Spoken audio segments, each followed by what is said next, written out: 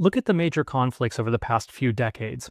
Across South Sudan, Bosnia, Colombia, the Democratic Republic of the Congo, and elsewhere, a familiar and tragic pattern often emerges. The war ends, a peace deal is signed, and the world breathes a sigh of relief. But then, a few years later, the violence returns, sometimes with the same actors, sometimes in new forms. But the question is, why do so many peace agreements ultimately fail? The answer is both simple and profound. Ending fighting is not the same as building peace. So in this video, we're going to explore what happens after the guns go silent. The hard, slow, often invisible work of rebuilding trust, repairing institutions, and addressing the root causes of conflict. Because as we'll see, real peace isn't just about stopping war. It's about actively building a new society resilient enough to handle conflicts without resorting to violence. In a previous video, we explored the idea that peace is more than just the absence of war. Negative peace, the end of active violence, is important, but it doesn't address the root causes of conflict. For peace to last, it has to be a positive peace. That is, a peace built on justice, inclusion, and the transformation of relationships.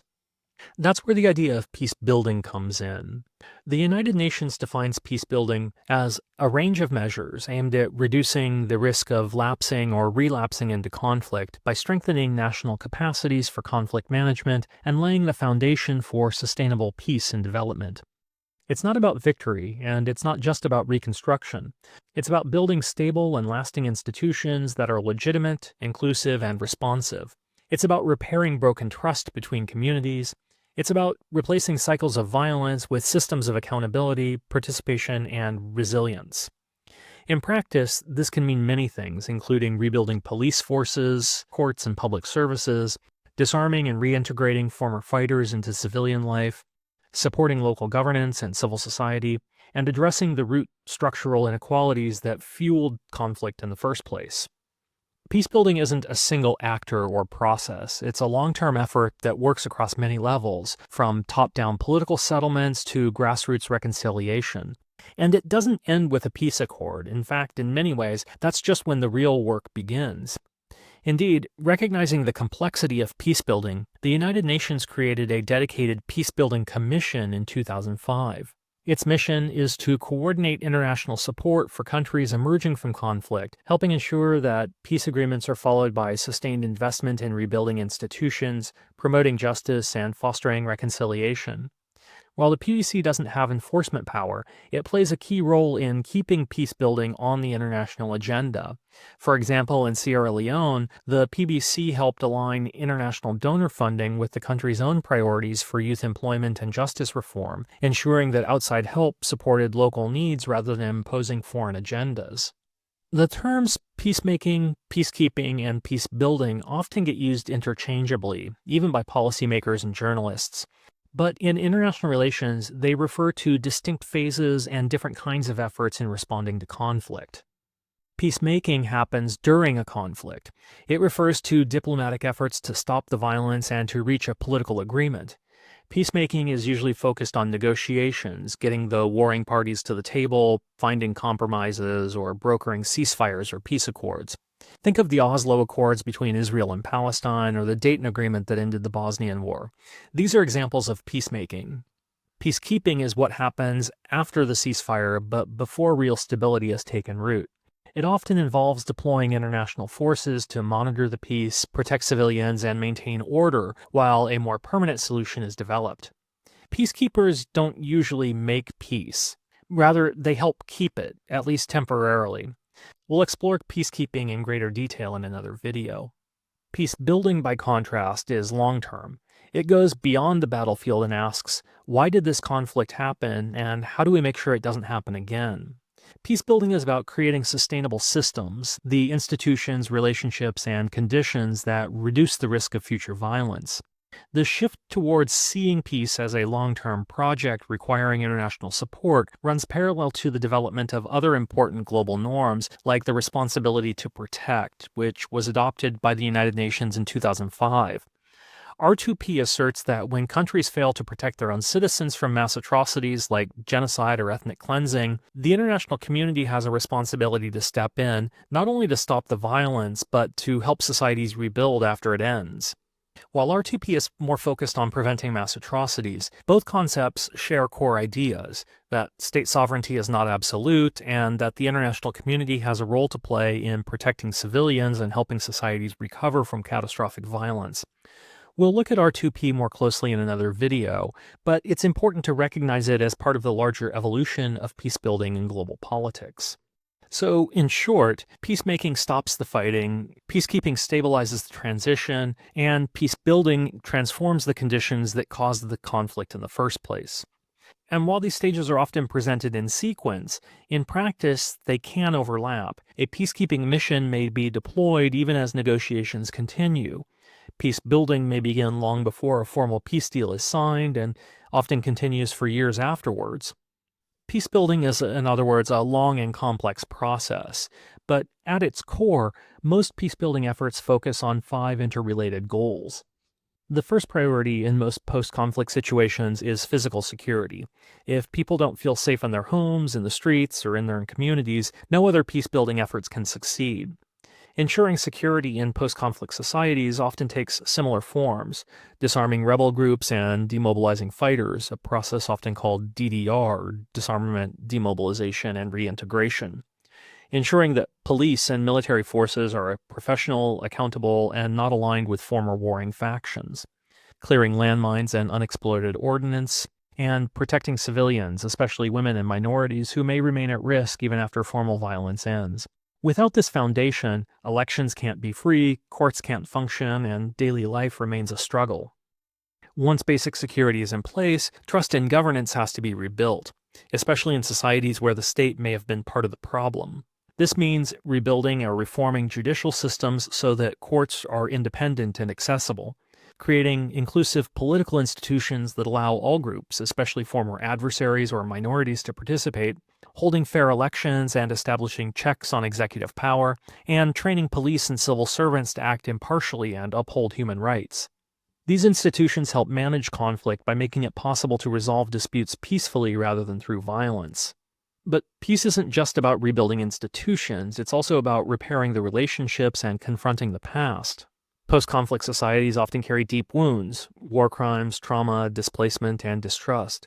Efforts to rebuild trust and address past harms fall under what we call transitional justice, a range of tools that includes truth commissions, tribunals, reparations, and community-based reconciliation efforts. These processes aim to create accountability, to restore dignity to victims, and to lay the groundwork for lasting coexistence.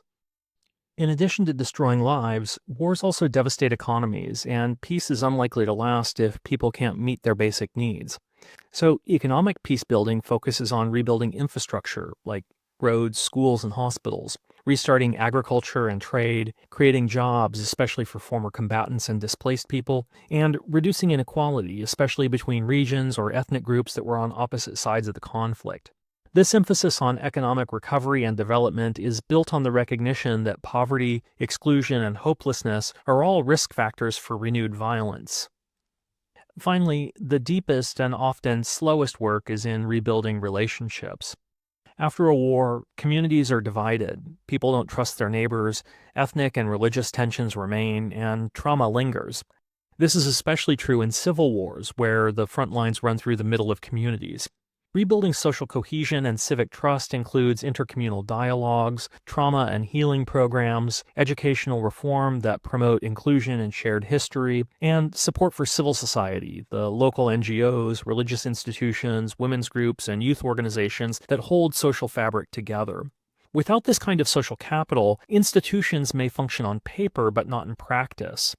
This final pillar, rebuilding the social trust, is perhaps the most direct link to achieving positive peace. While the other pillars build the hardware of a peaceful state, the institutions, security forces, and so on, this one builds the software, the shared norms, trust, and human connections that make societies truly resilient. It's important to understand that none of these elements stand alone. They're deeply interconnected.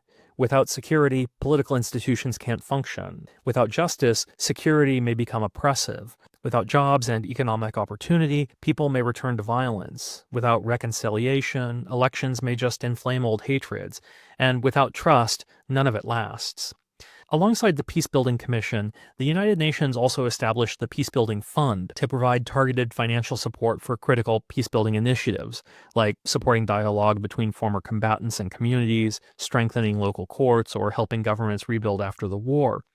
These tools reflect a growing recognition that peace isn't self-sustaining and that peace-building processes aren't linear. They require long-term, flexible, and locally attuned support, not just from national actors, but from the global community as well. And it's a delicate balancing act where progress in one area often supports or depends on progress in others. Peace isn't just about ending violence, it's about reckoning with what caused it and what it did to people. This is where the idea of reconciliation comes in.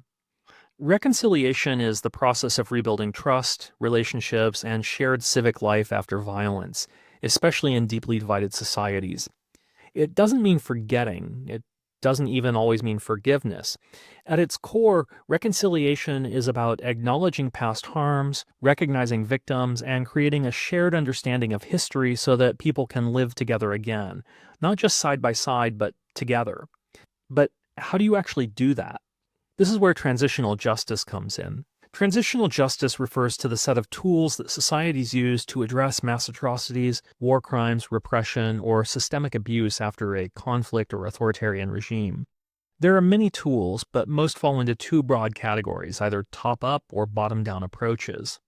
Top-down mechanisms are the formal institutional approaches, usually organized by states or international bodies, to acknowledge and respond to past abuses.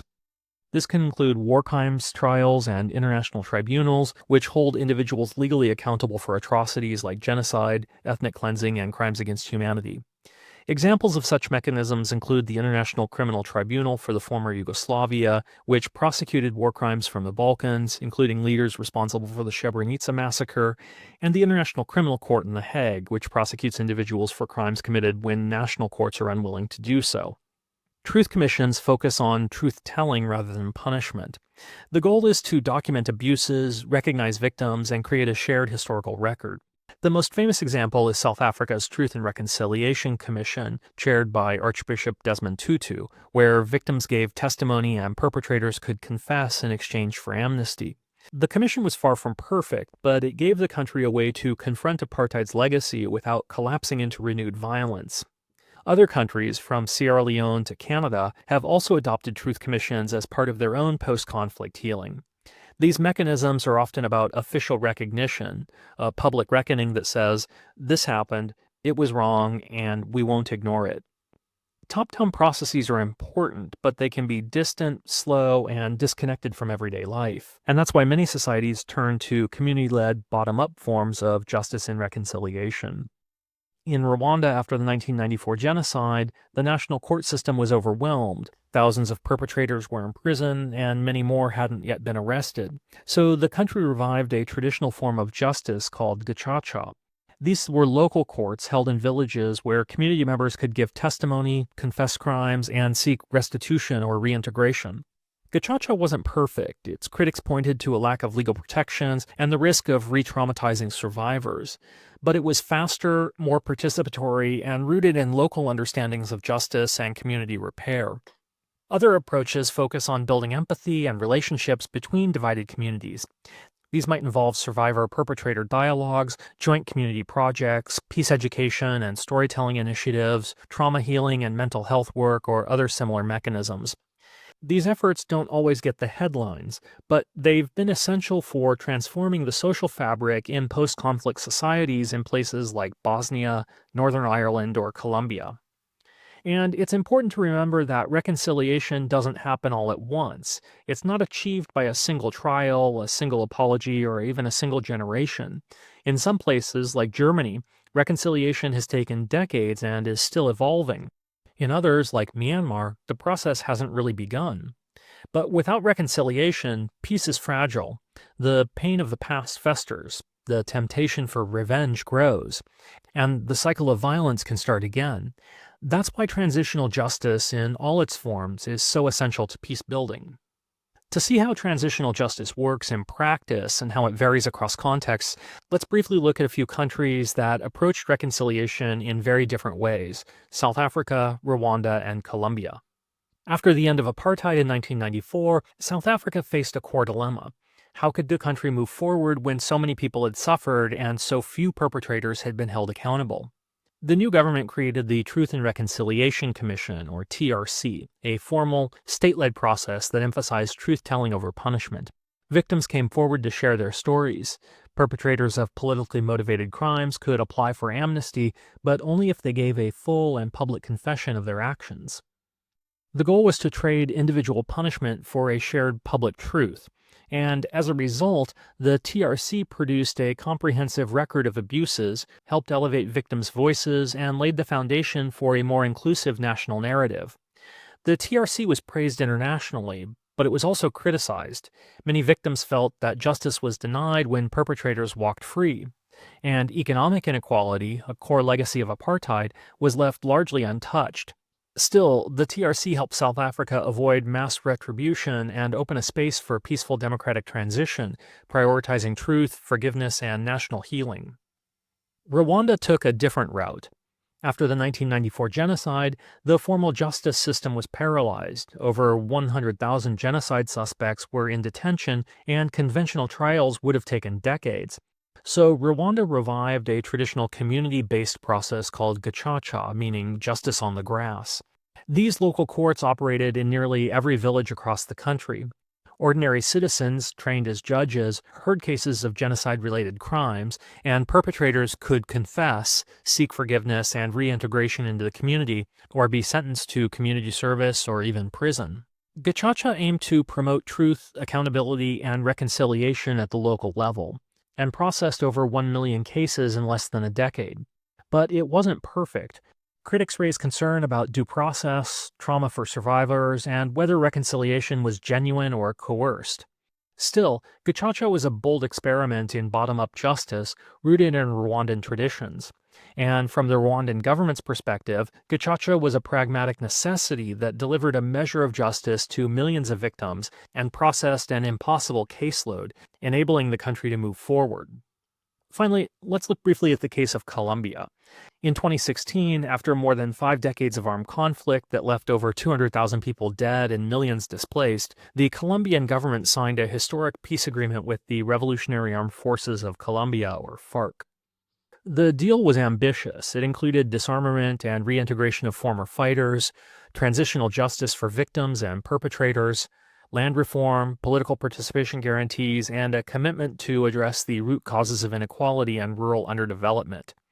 But the path has not been easy. A national referendum initially rejected the agreement, forcing renegotiations. Implementation has been uneven. New armed groups have emerged, and violence continues in some regions. Still, Colombia offers one of the most comprehensive peace-building efforts in recent history, one that shows both the promise and the complexity of building peace in deeply divided societies. It reminds us that peace isn't a document, it's a process, and that process must constantly adapt to the changing realities on the ground. South Africa, Rwanda, and Colombia faced vastly different post-conflict realities. Their justice strategies, some formal and top-down, others informal and community-based, reflect those contexts. But they share key insights and highlight some of the foundational questions for peace-building processes. First, they force us to ask, what does justice truly mean? It's rarely just one thing. It can be legal accountability through trials, public acknowledgement through truth-telling, or community repair through local traditions. Second, they highlight the power of truth. Even without prosecutions, the act of creating a shared historical record and publicly recognizing the suffering of victims is a powerful step towards restoring dignity and healing.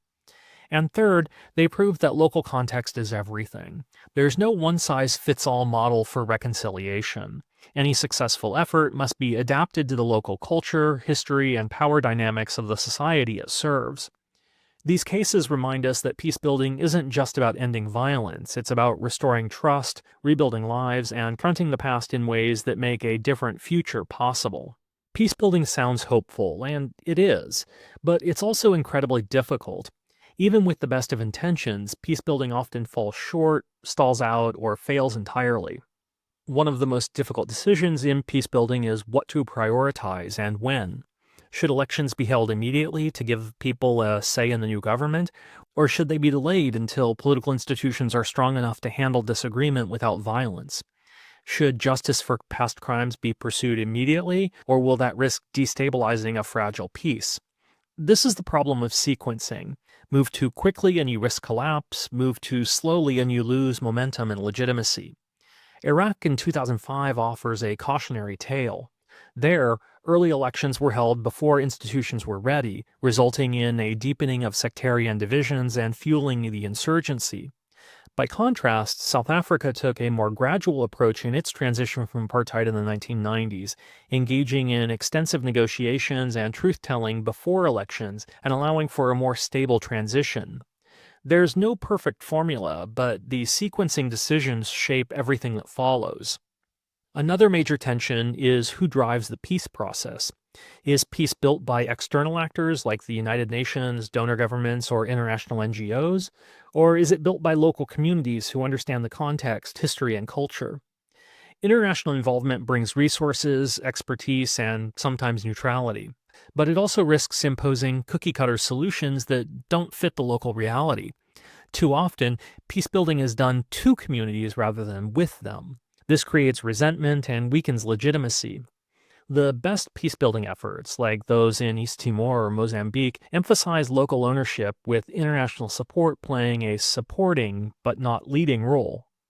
Feminist and postcolonial scholars have also criticized what they call the liberal peace model, the dominant approach promoted by Western donors and international institutions.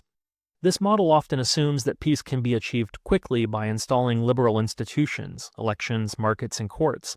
But critics argue that this approach treats peacebuilding as a one-size-fits-all blueprint, ignoring local histories, power dynamics, and the lived experiences of marginalized groups.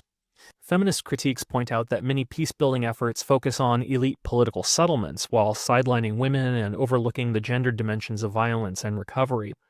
Postcolonial perspectives highlight how these efforts often replicate the power hierarchies of the global system, reinforcing dependency rather than self-determination. For example, peace agreements often focus on demobilizing male combatants, but often fail to address the needs of female combatants or the thousands of women and girls who were abducted and forced to serve armed groups. By ignoring their specific experience, the peace process fails them. In short, these scholars argue that if peacebuilding fails to challenge structural injustice, it may reinforce the very conditions that led to conflict in the first place.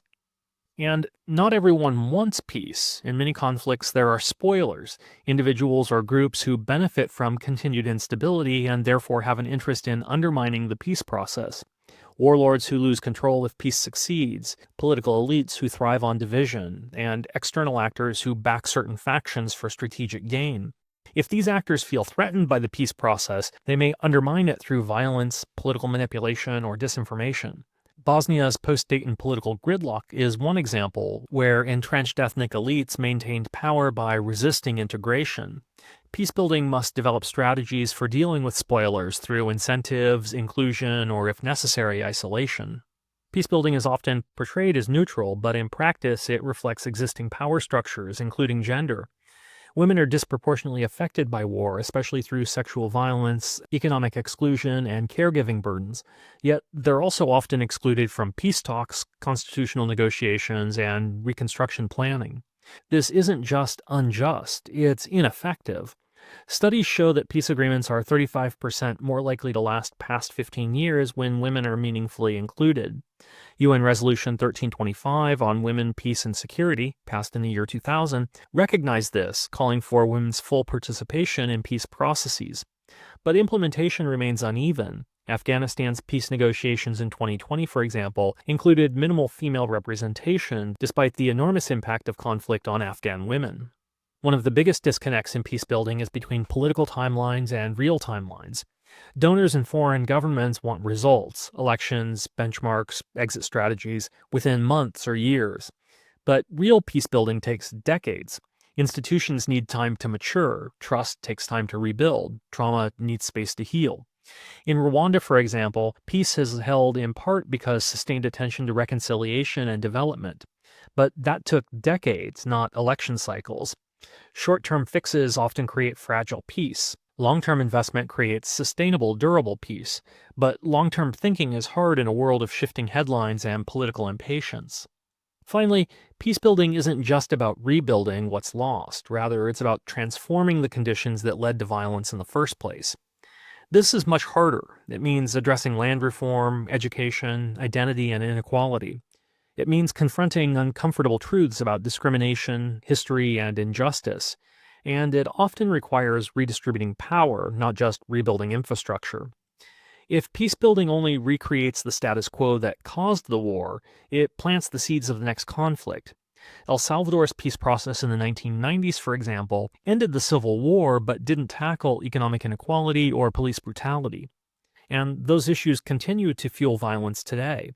It's the difference between rebuilding a house on a cracked foundation, reconstruction, and rebuilding a new earthquake-proof foundation in the first place, transformation. These dilemmas about who decides, what matters, how fast, and who gets a seat at the table aren't just logistical challenges, they're deeply political.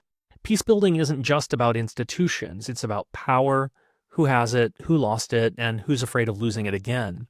And that's what makes it so difficult and so essential. Peacebuilding matters because all too often, the end of war is only the beginning of the next crisis. Across the globe, from South Sudan to Libya to Colombia to the Balkans, it's a pattern we're very familiar with. A peace deal is signed, the fighting stops, but without serious investment in reconciliation, justice, and rebuilding, the cycle of violence returns. In fact, research shows that roughly half of civil wars that end relapse into violence within the first 5 years. That risk drops significantly when the international community and local actors commit to the hard, long-term work of peacebuilding. In the end, peace is not just what happens after hostilities cease, it's about what we build in their wake. And that takes time, trust, and a commitment to justice that reaches far beyond the battlefield.